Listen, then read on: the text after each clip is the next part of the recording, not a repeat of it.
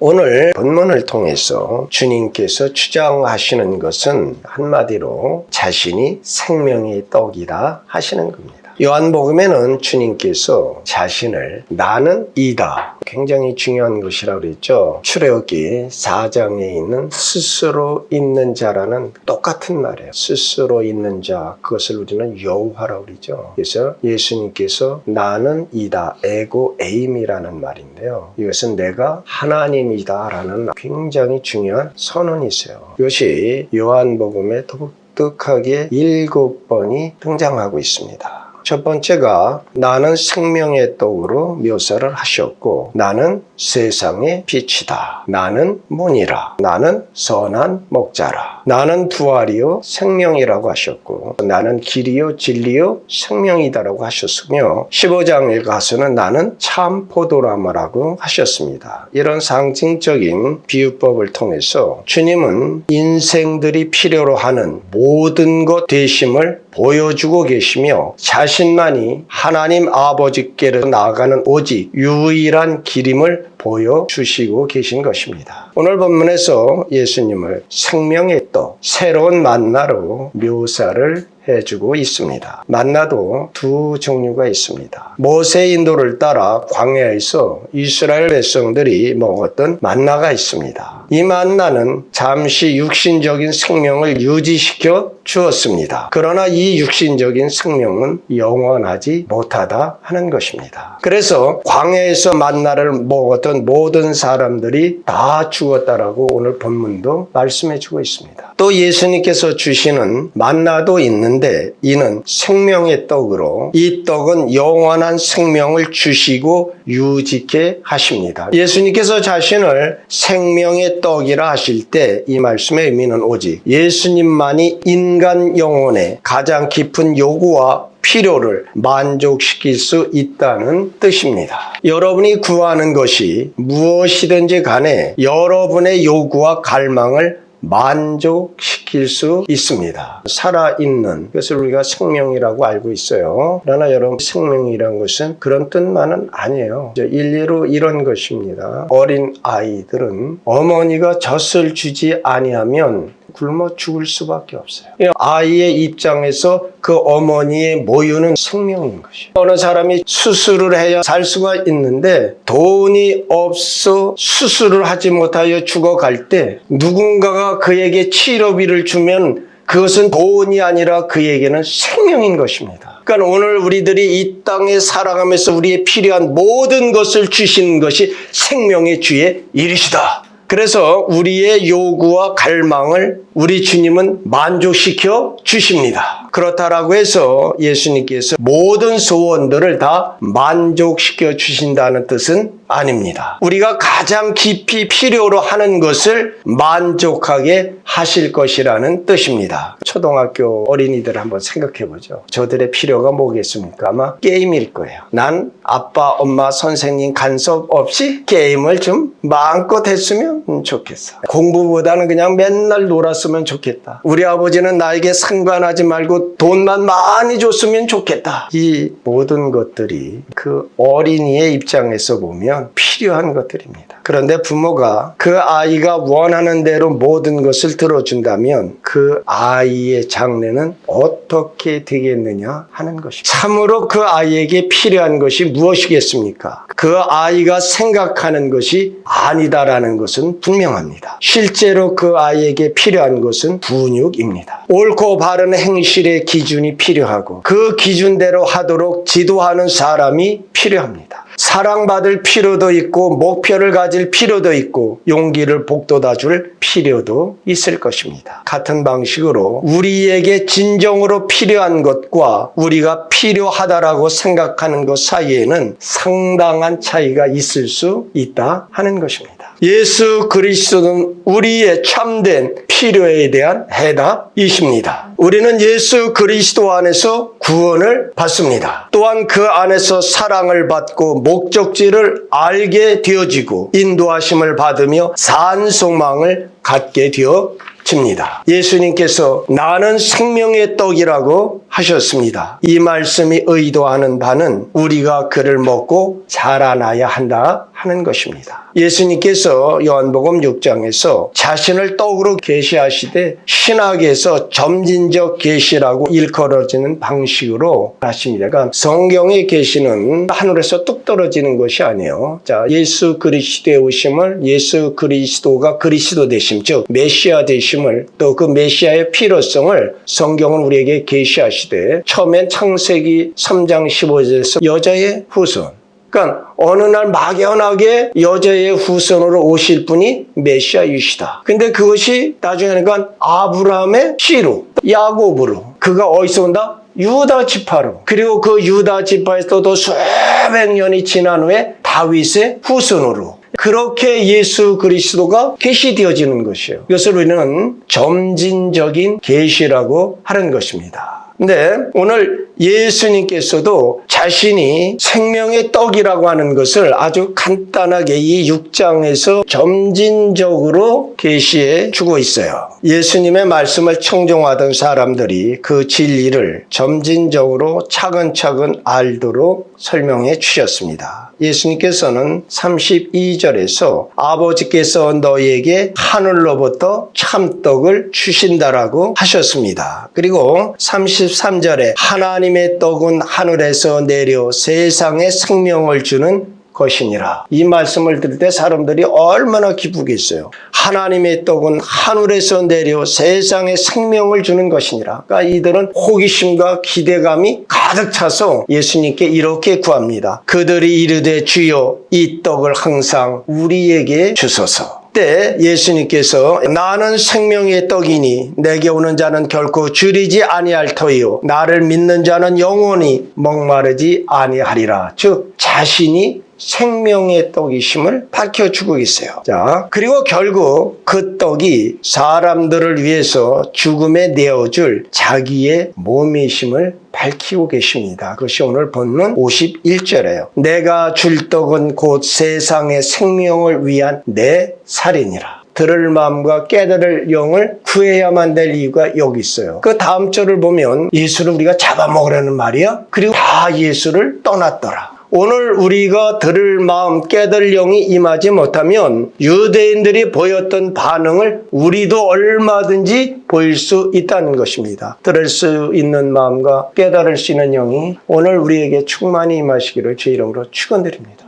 결국 내가 줄 떡은 곧 세상의 생명을 위한 내 살인이라고 하신 것은 바로 예수님께서 십자가를 내다보고 계셨다 하는 것입니다. 우리는 예수님께서 십자가에 관해서 말씀하신 것에 대하여 깊이 감사해야만 합니다. 왜냐하면 십자가 없이 그리스도는 우리에게 아무 소용이 없기 때문에 그러합니다. 우리는 예수님의 본을 성경을 통해 볼 수 있습니다. 예수님께서 삶을 사신 방식을 볼 수도 있습니다. 또 그것들을 보고 참 예수 그리스도는 놀라운 분이라고 찬탄할 수도 있습니다. 그런데 문제는 우리는 예수님께서 사신 그 삶의 방식대로 그렇게 삶을 살 수 없다는 데 있는 것입니다. 우리는 예수님의 삶에 의하여 정죄 받습니다. 그러니까 예수 그리스도는 우리의 삶의 완전한 표준이요 모범이셨습니다. 그러니까 오늘 하나님께서 우리에게 원하시는 삶의 수준이 무엇이냐면 예수 그리스도의 삶 그 자체이심을 기억하셔야 됩니다. 근데 조금 전에 말씀드린 대로 우리가 그렇게 살지 못하죠. 그러기에 우리에게는 예수 그리스도가 반드시 필요하다 하는 것입니다. 또한 예수님께서는 십자가에 대해서 말씀하시고 끝난 것이 아니라 급기야 십자가에 달려 죽으시고 부활하실 것을 말씀하셨습니다. 바로 여기에 우리의 소망이 있는 것입니다.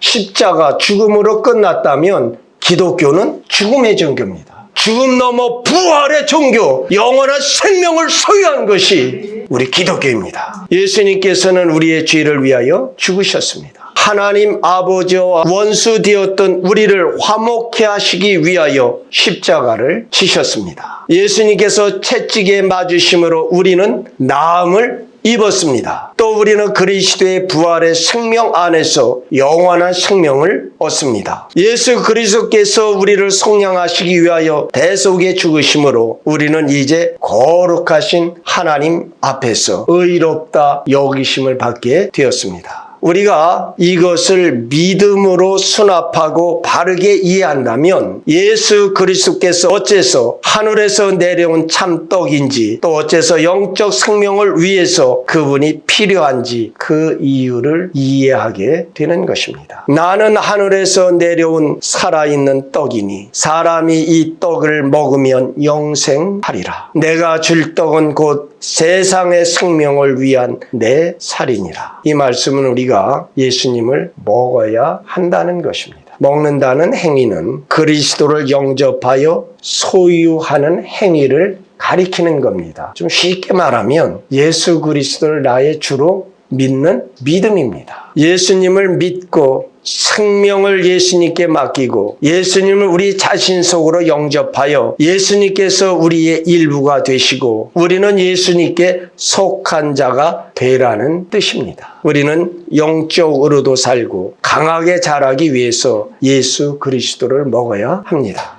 그러면 어떻게 예수 그리스도를 먹을 수 있겠느냐 하는 것이지요. 성경을 연구하는 것을 통해서 우리는 예수 그리스도를 섭취할 수가 있습니다. 하나님의 말씀을 읽고 듣고 연구하면 하나님께서 우리를 예수 그리스도와 교제케 하실 것입니다. 또 우리가 알아야 하는 것들을 말씀을 통하여 우리의 마음속에 심어 주실 것입니다. 또 우리 안에 있는 죄를 깨우쳐 주시고 바로잡아 주실 것입니다. 가장 확실한 것은 우리가 가야 하는 길로 우리를 인도해 주실 것입니다. 의에 줄이고 목마른 자는 복이 있나니 저희가 배부를 것이며 언제 인간이 예수 그리스도를 자신의 구주로 알고 예수께 나오느냐 하는 것입니다. 예수 그리스도를 믿은 다음에도 진정으로 언제 주님 앞에 마음을 다하여 무릎을 꿇게 되어집니까? 그것은 자신의 절대적 필요를 인식할 때입니다. 영적으로 결핍이 없이 충분하다고 생각을 하거나 이 세상에서나 다음 세상에서 충분하다라고 생각을 한다면 우리 중 아무도 주 예수 그리스도께 나오지 않을 것입니다. 그것은 오늘날도 유대인들을 보면 압니다. 저들은 모세의 율법을 지금도 지키면 그것을 하나님이 의롭게 여기고 천국 간다라고 생각을 하고 있습니다. 참 크게 오해하고 있는 것입니다.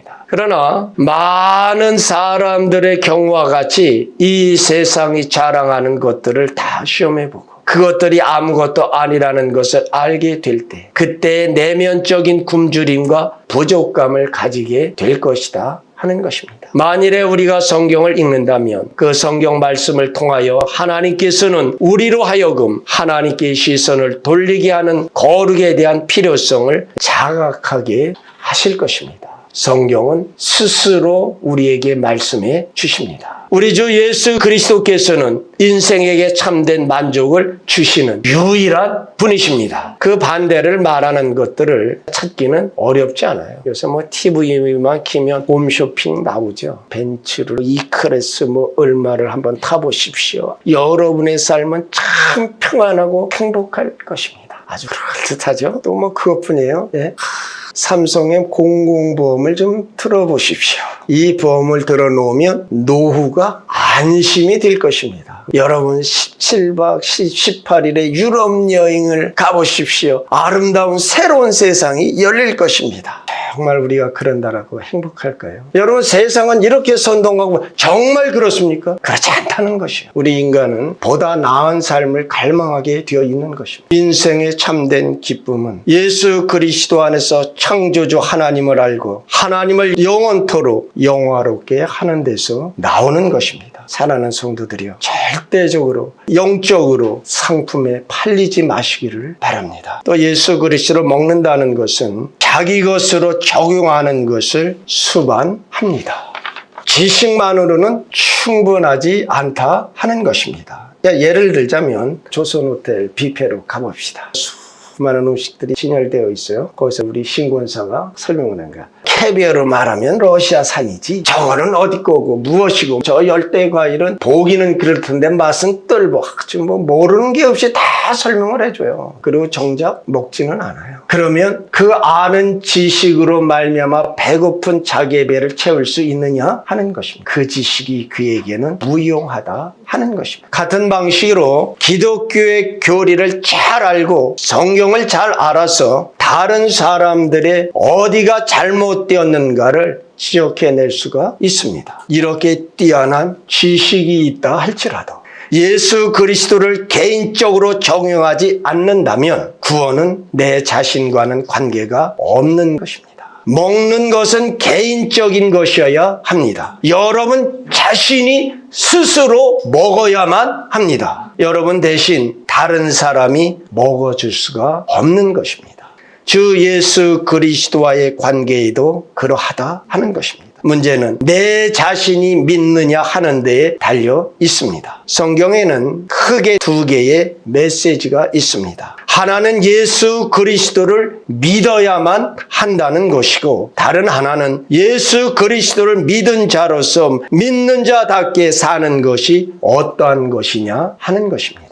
끝으로 예수님을 믿느냐 믿지 않느냐의 문제입니다. 그것은 생명과 죽음입니다. 그것은 덜 행복하고 더 행복한 문제가 아닙니다. 부분적으로 만족하느냐 더 크게 만족하느냐의 문제도 아닌 것입니다. 그것은 생명 대 죽음의 문제입니다. 예수님을 아는 것은 사는 것입니다. 이제로 영원토록 말입니다. 예수님을 거절하는 것은 자살 행위이다 하는 것입니다. 주님께서 사람이 온 세상을 얻고도 자기 생명을 잃으면 그것이 무슨 소용이 있냐라고 말씀하셨습니다. 인간 존재의 과정에서 생명보다 더 큰 문제는 없습니다. 여러분 정말 영원한 생명, 영원히 살고 싶으십니까? 하나님께서 생명의 원천이십니다. 하나님께서 예수 그리스도 안에 있는 그의 자녀들에게 생명을 풍성하게 주십니다. 우린 탕자처럼 하지 마십시다. 그는 아버지를 떠나 자신이 원하는 것을 해보면 살 맛이 날 것이라고 생각했습니다. 아버지를 떠나 떵떵거리며 살아보겠다라고 했을 것입니다. 그래서 그는 자기의 분깃을 가지고 가서 방탕한 생활을 하는데 그 모든 재산을 다 탕진했습니다. 그가 생명을 얻었고 성공한 행복한 삶을 살았느냐 하는 것입니다. 절대 아니죠. 유대인으로서는 죽음과 같은 삶을 살았습니다. 유대인들에게는 부정한 돼지가 먹는 쥐염 열매로 그의 줄인 배를 채우고 있었습니다. 그러면 탕자의 생명은 언제 새롭게 시작되었느냐? 그가 자기의 궁핍을 알고 자기의 뜻대로 살아온 과거를 청산하고 내 아버지께로 돌아가자. 바로 그때입니다. 사랑하는 성도들이여, 지금 우리의 각자의 서 있는 위치를 확인해 보십시오. 하나님의 사람 모세도 여호와 앞에 그렇게 했습니다. 여호와 하나님이여, 나에게 주의 길을 보여 주옵소서. 사랑하는 성도들이여, 주의 길을 물으시고 그 길에 서시기를 소원합니다. 그라여 주님의 뜻에 자신의 뜻을 복종시키는 복된 삶을 사시는 성도들이 다 되어주시기를 우리 주 예수 그리스도의 이름으로 축원드립니다. 기도하시겠습니다.